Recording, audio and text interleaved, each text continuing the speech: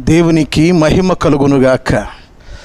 మన ప్రభువును రక్షకుడైన యేసుక్రీస్తు వారి నామాన మీ అందరికీ కూడా నా హృదయపూర్వకమైన వందనాలు, శుభములు మీకు చెల్లిస్తూ ఉన్నాను. ప్రియులారా, ఏదో ఒక రోజున ఎంతటి వారైనా, ఎవరైనా, ఏ గ్రామస్తులైనా, ఏ పట్టణస్తులైనా, ఏ పల్లెవారైనా, ఏ కొండ జాతి వారైనా, అరణ్యవాసులైనా ప్రతి వారు చనిపోవాల్సిందే.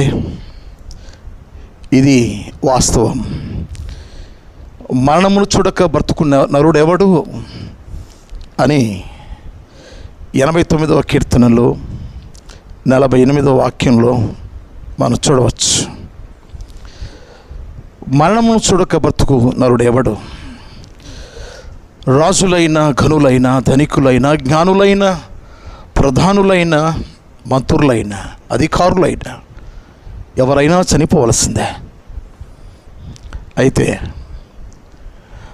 మానవుని జీవితం మరణముతో అంతం కాదు. మానవుని జీవితం మరణముతో అంతం కాదు. దీన్ని వెనుక ఉన్న అనేకమైన ఆత్మీయ సత్యాలు ఒక పరిశుద్ధ గ్రంథంలో మాత్రమే లిఖించబడి ఉన్నాయి. ఇవి సరిగా బోధించేవారు ఉంటే చక్కగా మనం నేర్చుకోవచ్చు. మీకు కొన్ని మాటలు చదివి వినిపిస్తున్నాను. యోబు గ్రంథం 14వ అధ్యాయం 10వ వాక్యంలో, అయితే నరులు మరణమై కదలలేక పడియుందురు, నరులు ప్రాణం విడిచిన తర్వాత వారు ఏమైపోతురు? నరులు చనిపోయిన తర్వాత, మరణించిన తర్వాత వారు ఏమైపోతురు?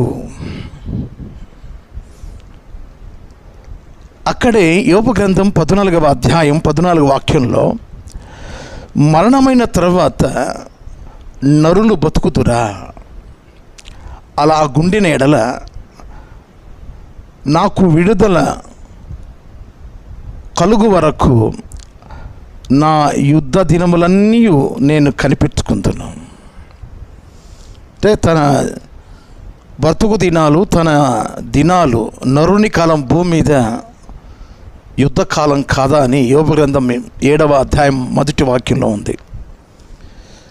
మరణము అగు వరకు కూడా ప్రతి మనుష్యుడు ఈ భూమి మీద పోరాటం చేయాల్సిందే. అయితే ప్రియులారా, చనిపోయిన తర్వాత వారు ఏమైపోతున్నారు? ఎక్కడికి వెళ్తున్నారు? సమాధి చేయబడుతున్నారు. ఇక అంతేనా మానవుని జీవితం? ఇటువంటి ప్రశ్నలకు జవాబు చక్కగా లేఖనముల ద్వారా మనం బోధింపబడతాం. ప్రసంగి గ్రంథం 10వ అధ్యాయం 15వ వాక్యంలో, ఊరికి పోవు త్రోవ ఎరుగని వారై, అంటే ఊరికి పోవు త్రోవ ఎరిగిన వారై బుద్ధిహీనులు తమ ప్రయాసము చేత ఆయాసపడతారు. ఒక ఊరికి మనం వెళుచున్నాము అంటే ఆ మార్గం సరిగా మనం కనుగొనాలి. ఈ భూమి మీద మన జీవిత దినాలు మనము యాత్రికులము అని, పరదేశులము అని, మనం ఉండబోయే పట్టణం, మనం ఉండబోయే శాశ్వతమైన నివాసం ఇది కాదని, పరలోకం అనే అక్కడ మనం దేవునితో పాటు నివాసం చేయాలని యేసు ప్రభువారు వచ్చి ఆయన బోధించి, మీరు అక్కడికి రావడానికి సిద్ధంగా ఉండండి అని ఆయన బోధించి వెళ్ళిపోయారు. ఇప్పుడు మనం ఈ భూమి మీద యాత్రికులు, మనం ఈ బస్సులో, ఈ యాత్రల్లో మనం ఉంటున్నప్పుడు మనకు ఒక గమ్యస్థానం ఉంది. మనం చేరవలసిన ఒక పట్టణం ఒకటి ఉంది. అదే పరలోక పట్టణం. అక్కడికి వెళ్ళడానికి ఊరికి పోవారు త్రోవ ఎరుగని వారై బుద్ధిహీనులు తమ ప్రయాసము చేత ఆయాసపడతారు. చాలామందికి ఆ ఊరికి అనగా ఆ పరలోక పట్టణానికి వెళ్ళే మార్గం తెలియక వృధాగా ప్రయాసపడుచు ఉన్నారు. ఈరోజు ఈ సందేశం శ్రద్ధగా విని కాస్త మానవుని జీవితం దేవుని కొరకు జీవింపగలిగితే, దేవుని రాజ్యంలోకి చేరాలని ఆశించగలిగితే ఎంతో సంతోషం. ప్రియులరా, రకరకాల బోధలు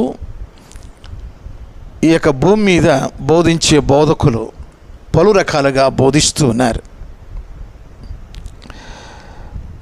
అపోస్తుల కార్యముల గ్రంథం 23వ అధ్యాయం 8వ వాక్యంలో సద్దూకయ్యులు పునరుద్ధానము లేదనియు దేవదూత అయినను ఆత్మ అయినను లేదని చెప్పుదురు, కానీ పరిసయ్యులు రెండును కలవని ఒప్పుకొందురు. ఎక్కడైనా ఈ రెండు తెగలు మనకు కనబడతాయి ప్రియులారా.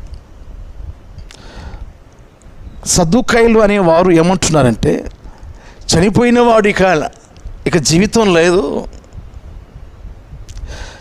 ఇక ఈ భూమి మీద చనిపోతే ఇక తన జీవితం మరణముతో అంతము అని వారు ఆ రీతిగా వారు బోధించడం, వారు దేవదూత అన్న ఆత్మ అన్న వారు ఏమాత్రం కూడా నమ్మరు. నేటి కాలంలో అటువంటి బోధకులు బోధించే బోధకులు మనకు ఉన్నారు.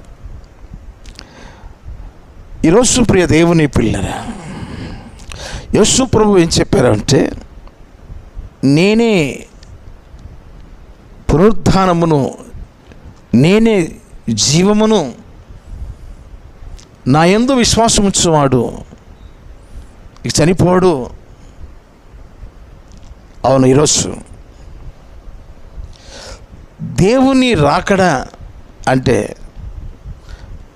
మనం ఒకరోజు అక్కడికి వెళుతున్నాము, ఆ ప్రయాణంలో మనం ఉన్నాము అనేది మనం ఒప్పుకోగలిగితే చాలా సంతోషం. ఈరోజు ప్రియమైన దేవుని పిల్లలరా, ఎన్నో మాటలు మీకు చెప్పాలని నేను చాలా ఆశిస్తున్నాను, కానీ అన్నీ ఈరోజు ఈ వీడియోలో చెప్పడానికి వీలు పడదు. ఇది ఫస్ట్ వాల్యూమ్. దీని తర్వాత ఇంకా కొన్ని వాల్యూమ్స్, కొన్ని వీడియోస్ మీ ముందు పెట్టబోతున్నాను. వినండి ప్రియులారా. కొరింథీయులకు రాసిన మొదటి పత్రిక 15వ అధ్యాయం 51-52 వచనాల్లో, ఇదిగో మీకు ఒక మర్మము తెలుపుచున్నాను, మనమందరం నిద్రించము గాని నిమిషంలో ఒక రెప్పపాటున కడబూర మ్రోగగానే మనమందరము మార్పు పొందుతాం. బూర మ్రోగును, అప్పుడు మృతులు అక్షయులుగా లేపబడుదురు, మనము మార్పు పొందుతాము. కడసారి బూర మ్రోగుతుంది, సజీవులంగా ఉన్న మార్పు పొందుతాం, మృతులైన వారు లేపబడతారు. అంటే చనిపోయిన వారు లేపబడతారు, మరణించిన వారు లేపబడతారు. అవును, చనిపోయిన వారు లేపబడతారని లేఖనంలో ఉంది. ప్రభువుల వారు చెప్పిన మాట యోహాను సువార్త 5వ అధ్యాయం 28-29 వాక్యాలు. దీనికి ఆశ్చర్యపడకుడి, ఒక కాలము వచ్చుచున్నది, ఆ కాలమున సమాధులలో ఉన్న వారందరూ ఆయన శబ్దము విని మేలు చేసిన వారు జీవ పునరుద్ధానమునకును, కీడు చేసిన వారు తీర్పు పునరుద్ధానమునకును బయటికి వచ్చేదారు. ఒకరోజు సమాధులు తెరవబడతాయని, సమాధుల్లోంచి బయటికి వస్తారని, 2 రకాల తీర్పులు వారికి విధించబడ్డాయని, మేలు చేసేవారు జీవ పునరుద్ధానానికి, కీడు చేసిన వారు తీర్పు పునరుద్ధానానికి వెళ్ళిపోతారు అని ప్రభువుల వారు చెప్పారు. అంటే సమాధులు ఒకరోజు తెరవబడతాయి అని ప్రభు చెప్పారు. దీనిని గురించిన కొన్ని విషయాలు మీకు వివరించాలని ఆశిస్తున్నాను. ప్రియులారా, మానవుని దేహంలో శరీరము, జీవము, ఆత్మ ఈ 3 భాగాలుగా ఉంటుంది. మానవుని యొక్క జీవితంలో మానవుడిగా జీవించే మానవుడు శరీరం, కనబడే శరీరం, ఈ శరీరం లోపల జీవం, ఆత్మ ఈ 3 మిళితమై వాటితో మానవుడు జీవిస్తున్నాడు. ప్రియ దేవుని పిల్లరా, శరీరం కొంతకాలానికి అది మట్టికి చేరుకుంటుంది. అంటే మనం చనిపోయినప్పుడు మన దేహం, మన శరీరం మట్టికి చేరుకుంటుంది. అది దేవాతి దేవుడు చెప్పాడు. ఆదికాండం 3వ అధ్యాయం 19వ వాక్యంలో, ఏలయనగా నేల నుండి తీయబడితివి, నీవు మన్నే కనుక తిరిగి మన్నైపోదు అని చెప్పాను. దేవుడు చెప్పాడు, నువ్వు మట్టిని తీయబడ్డావు కనుక నువ్వు మట్టికి మట్టి అయిపోతావు. రెండవది జీవము అంటే లేవియాకాండం 17వ అధ్యాయం 11వ వాక్యం, రక్తము దేహమునకు ప్రాణం. రక్తము దేహమునకు ప్రాణం అంటే జీవమన్న, ప్రాణము అన్న రక్తం. శరీరములో రక్తమే జీవము, ప్రాణం. కొరింథీయులకు రాసిన మొదటి పత్రిక 15వ అధ్యాయం 45వ వాక్యం, ఇందు విషయమై ఆదామును మొదటి మనుష్యుడు, జీవించు ప్రాణి ఆయను. కాబట్టి ఆదాము జీవింపచేయు ఆత్మ ఆయను. కనుక ఈ యొక్క శరీరంలో ప్రాణము ఉన్నంతకాలం జీవించు ప్రాణిగా ఆదాము జీవించాడు. మరణించినప్పుడు శరీరం మట్టి కనుక మట్టిలో అది చేరుకున్నట్టు శరీరంలో ఉన్న ప్రాణం అంటే రక్తం మట్టిలో కలిసిపోతుంది. మూడవది ఆత్మ. ఆదికాండం 1వ అధ్యాయం 7వ వాక్యం, దేవుని యెహోవా నేల మంటితో నరుని నిర్మించి వాని నాసికారంధ్రములలో జీవవాయు ఊదగా నరుడు జీవాత్మ అయ్యెను. ఆత్మ జీవించేది, ఆత్మకు మరణం లేదు. కొరింథీయులకు రాసిన మొదటి పత్రిక 2వ అధ్యాయం 11వ వాక్యంలో, ఒక మనుష్యుని సంగతులు అతనిలో ఉన్న మనుష్యాత్మకే కానీ మనుష్యుల్లో మరి ఎవరికి తెలియను, అలాగే దేవుని సంగతులు దేవుని ఆత్మకి కానీ మరి ఎవరికి తెలియవు. ప్రియులారా, దేవుడు ఆత్మను నరునికి ఇచ్చాడు. ఈ ఆత్మ చనిపోయినప్పుడు దేవుని యొద్దకు చేరుకుంటుంది. సామెతల గ్రంథం 20వ అధ్యాయం 27వ వాక్యంలో, నరుని ఆత్మ యెహోవా పెట్టిన దీపము, అది అంతరంగములన్నీ శోధించును. ఈరోజు ఈ మాటలు వింటున్న ప్రియ దేవుని పిల్లలారా, మొన్నైనది వెనుకటి వలనే అది మొన్నైపోవును. ఆత్మ దేవుడు దయచేసిన తన యొద్దకు ఆత్మ చేరుకుంటుంది అని ప్రసంగి గ్రంథం 12వ అధ్యాయం 7వ వాక్యంలో మనం చూస్తాం. ప్రియ దేవుని పిల్లలారా, ఆత్మ దేవుని యొద్దకు చేరుకుంటుంది. శరీరము, ప్రాణము అనగా రక్తము మట్టిలో కలిసిపోతుంది. అయితే యేసు ప్రభువు వారు చెప్పిన మాట, సమాధుల్లోంచి ఒక దినాన లేపబడతారు అని ప్రభు చెప్పారు.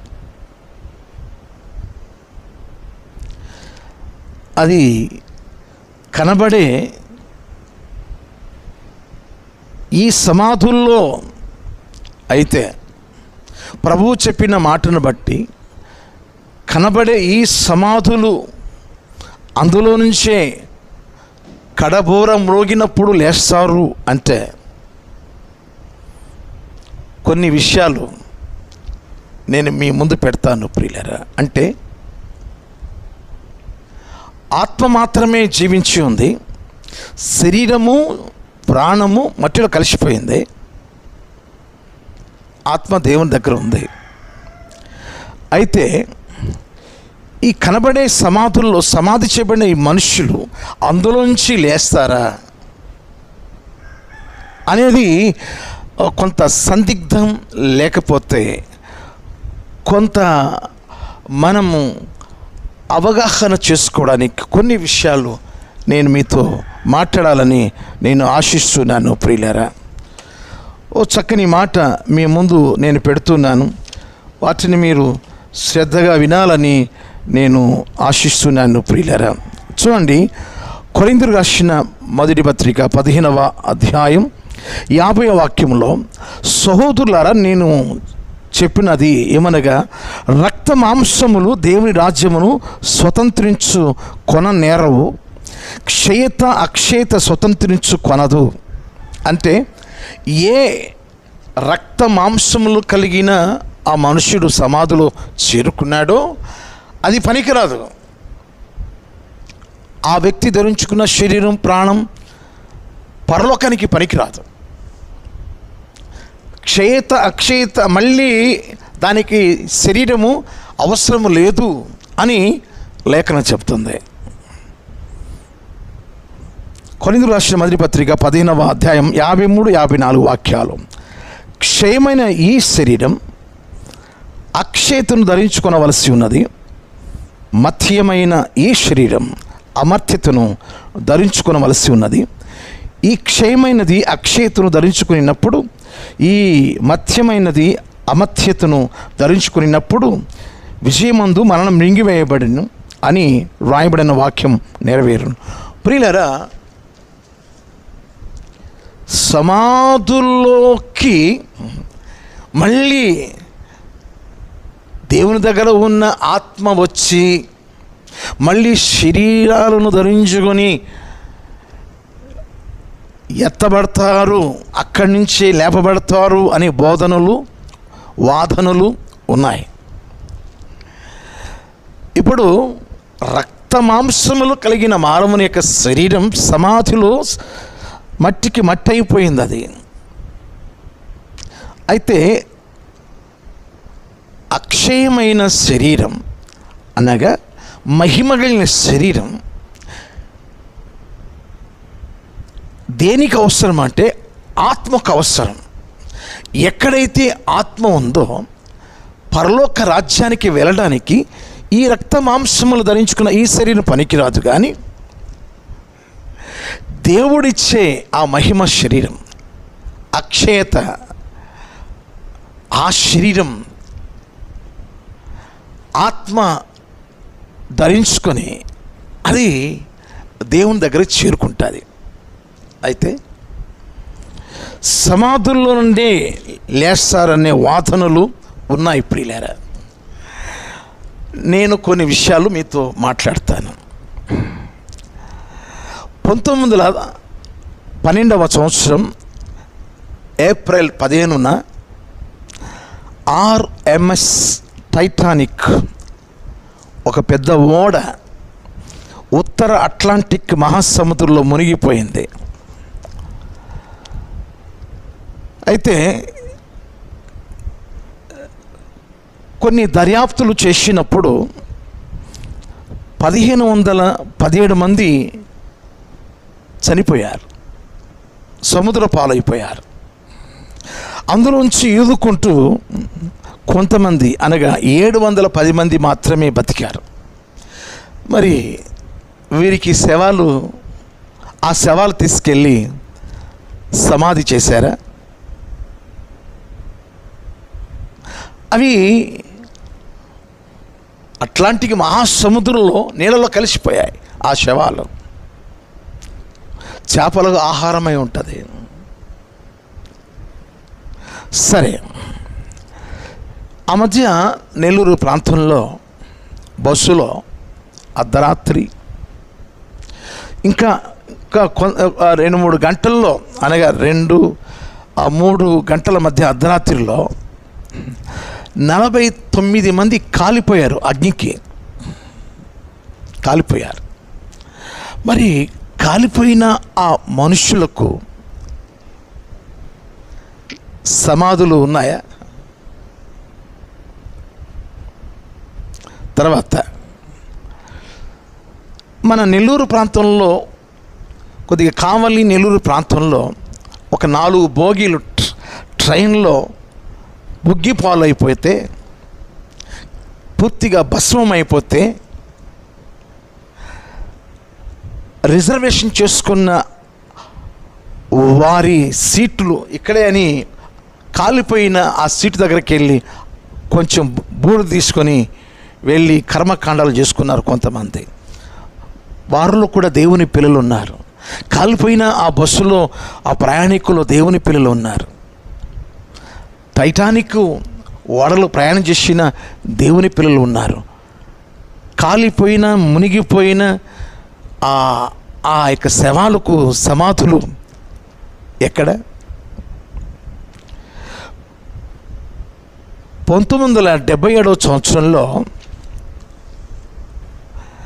భయంకరమైన తుఫాను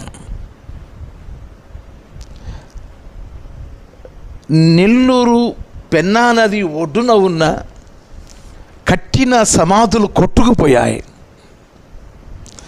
అంటే క్రైస్తవ సమాధులు కొట్టుకుపోయాయి.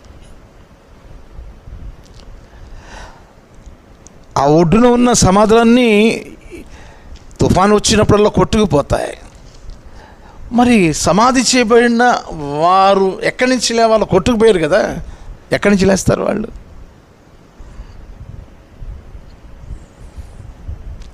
ఈరోజు ప్రియ దేవుని పిల్లరా, సమాధుల్లోంచి లేస్తారు అని చెప్పే ఆ మాటలకు నేను కొన్ని వివరాలు చెప్పుచున్నాను. ఆకాశములో విమానాలు పోతూ ఉన్నప్పుడు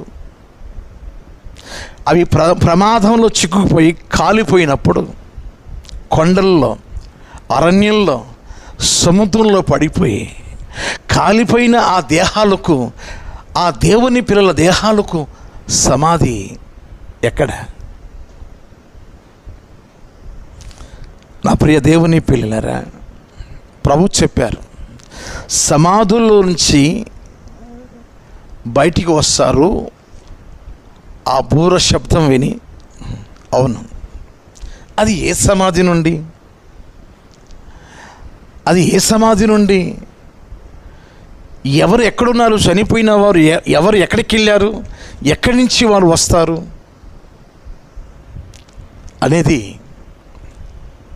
నేను మీకు నెక్స్ట్ వీడియోలో వినిపిస్తాను.